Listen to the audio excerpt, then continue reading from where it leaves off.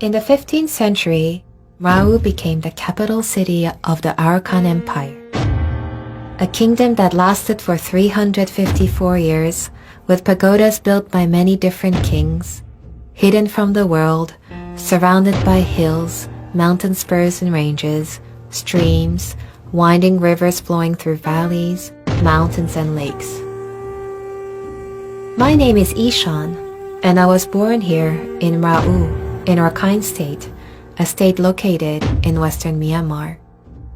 When I was a child, my family would gather by candlelight as our elders recounted stories of our ancestors and our lost kingdom. I used to spend my days exploring the wild and dusty orange hills of my hometown. And little did I know that the hills that I used to play on would one day reveal ancient pagodas, fortresses, a palace, and the remains of the legendary capital that I grew up learning about.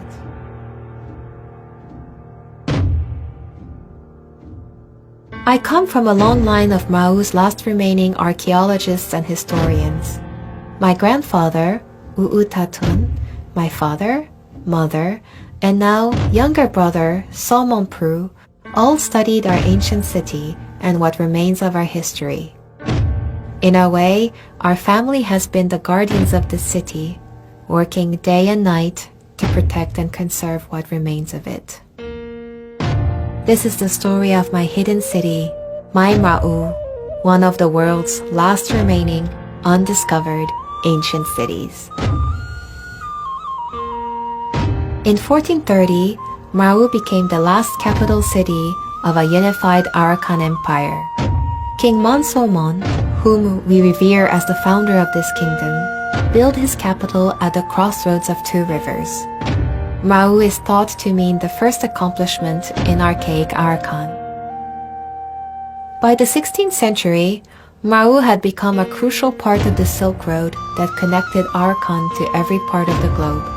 My brother often tells me of Arakanese, Bengal, Burmese kings and queens, Afghan soldiers, Dutch, Portuguese, Abyssinians, Persian traders, and even Japanese samurais who came to this place, the dreams and beliefs of empires passing through these gates from all over the world.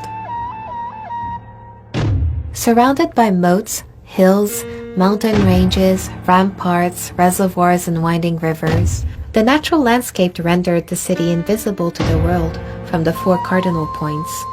Mrau became so powerful and well fortified that it was one of the only trusted routes through which riches from neighboring kingdoms were transported. And with great wealth and power came great homages. It is said that Arakan was the first place in Myanmar to receive the teachings of the Buddha, and that the Buddha himself came to this region.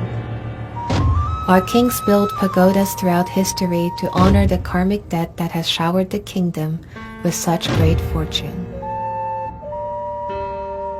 While some pagodas are easily visible, some have been abandoned over time to the forces of nature. Every day, I walk past the Shitong Temple, also known as the 80,000 Pagoda, constructed by King Mamba after his conquest of the 12 Bengal cities. Inside the Shitong Temple are colorful stone carvings of animals, people, Buddha, kings and queens, and a mythical Rakhine creature called a Bial, a combination of 9 different animals. Much of the ancient history of Mrau can be found on the walls of this temple.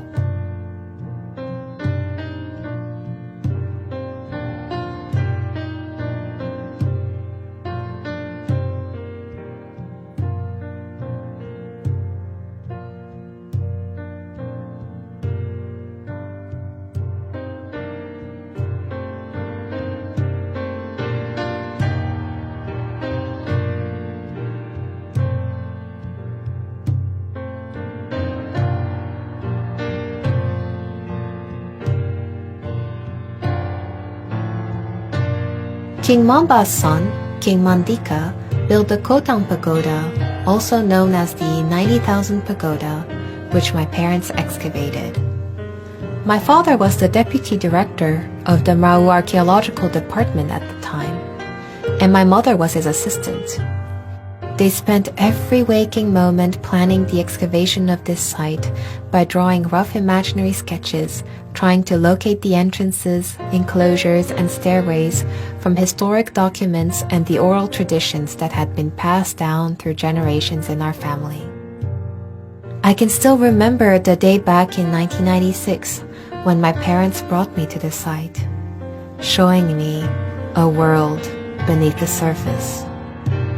They took me by the hand to one of the hills that I used to climb on, and we entered through a door that had been pried open after hundreds of years of sleep. It was so dark that I had to blink my eyes to adjust to the low light. When I opened my eyes, thousands upon thousands of Buddhas unfolded before me, each with their own story.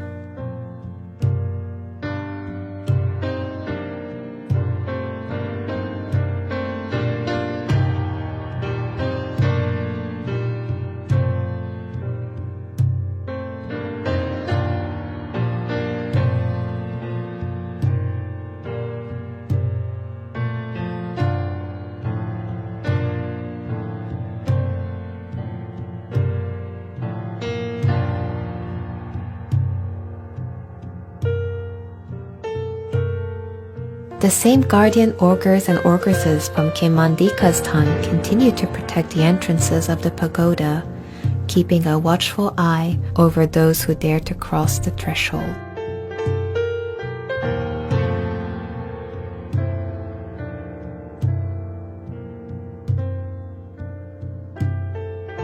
Just a stone throws away from the Shittan Pagoda is the Dokantain Temple, built by King Manphalang, also the son of King Mamba and the half-brother of King Mandika. He was chosen to lead the kingdom, and he built the temple with the heaviest stone foundation that could be achieved at the time.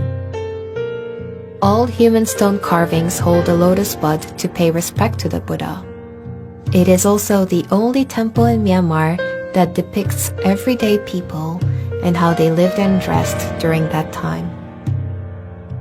Much like in the older days, sharp echoes still ring through the hallways to this day, as clear as when it was first built.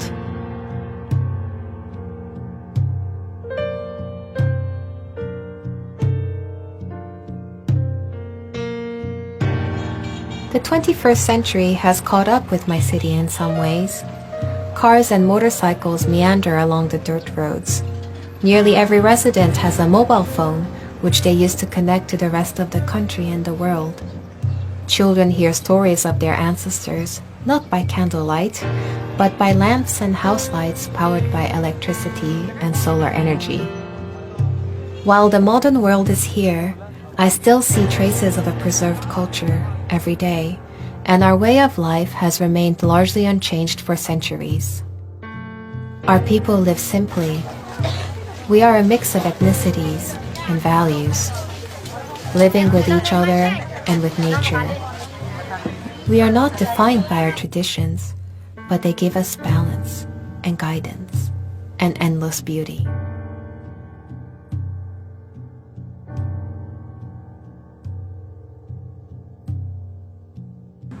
We work with our hands, weaving hats out of bamboo, sculpting statues, making our traditional Rakhine drums with goat and cow skin. Drum beats below as we chant our native songs. The sound of conch shells calls us back to the time of our ancestors.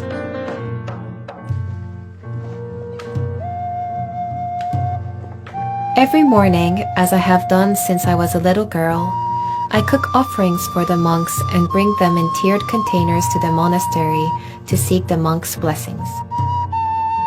Families make fish soup to eat with fresh rice noodles, the same recipes that have been passed down for generations.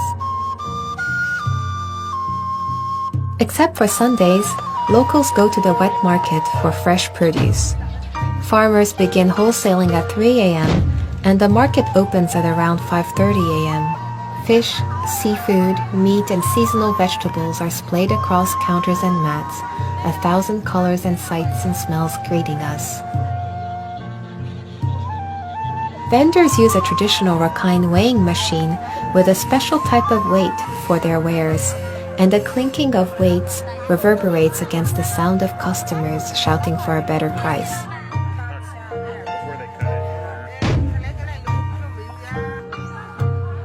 The most common produce in Rau are cauliflowers, small potatoes, monen, bamboo shoots, chilies, banana stems and buds, pumpkins, and green papayas. We often joke that there is never a ripe papaya here because everyone eats them when they are green, sliced into thin shards as local papaya salad. On our luckiest days, we can find freshwater snails called moret from local rivers lined with nipa palms. These snails are a delicacy for us and can only be found in our part of the country.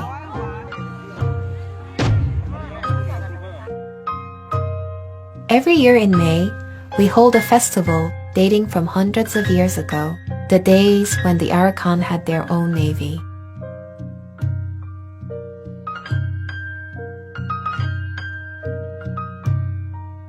Men from the city and neighboring villages go in search of a single tree that can produce a boat up to 70 feet in length.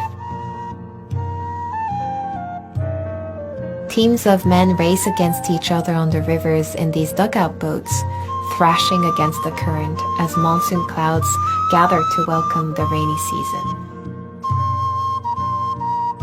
We also have a traditional wrestling event, also dating from the times of the kings, called Chin, meaning swift like a tiger.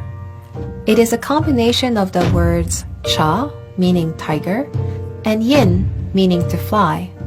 Among the two players, one is cha, the person who has to catch their opponent.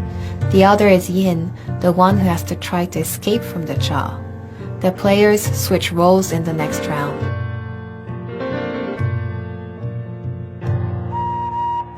The boat race and wrestling are very specific to Mrau and cannot be found in other parts of Rakhine State.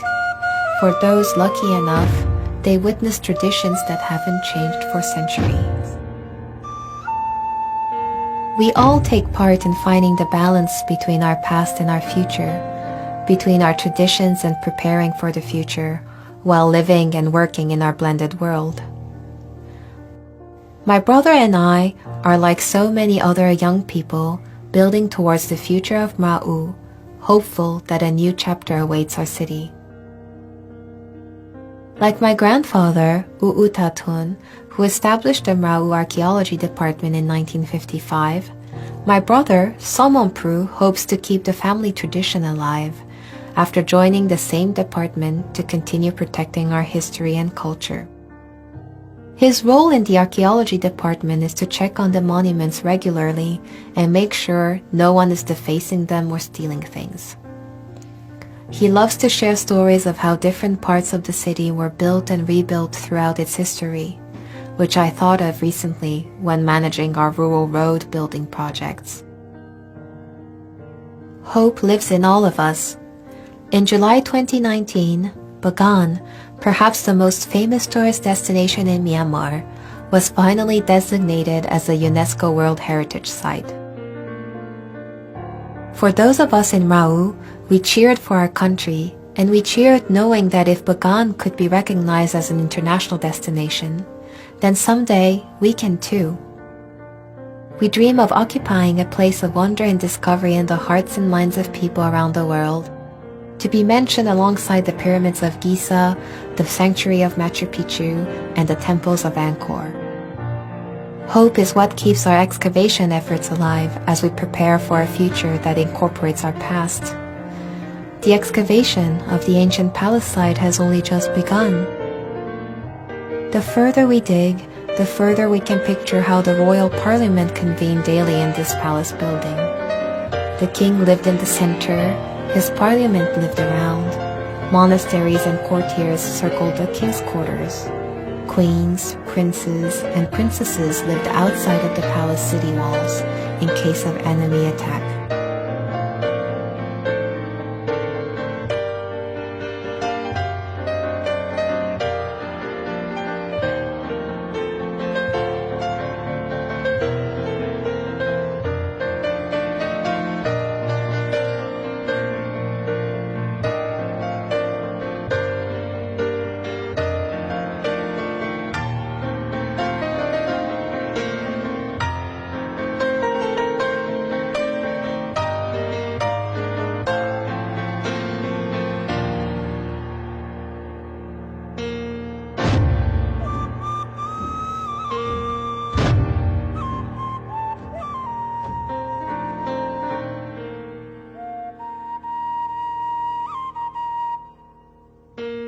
This is just a fraction of what lies beneath the hills and terrains of Rau.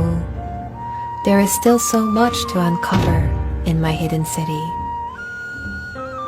As we awaken from the country's deep slumber and the world's eyes are on Myanmar, I wish for the world to come and discover the magic of my hidden city, Rau, a place of untouched wonder and serenity.